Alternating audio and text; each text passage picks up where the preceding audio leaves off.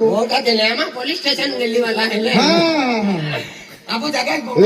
काय जात करतो आम्ही नाचू राहिलो ना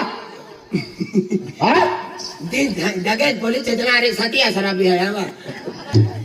जात करतो तू पुत्र तुम्हाला डोकड्या मी प्युअर आहे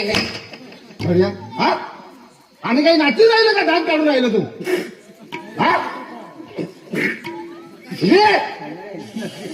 काय भरलं काय करतो तो दात नाही काढायचो एक काम कर हा इकडे ओरा फुगी उठवरा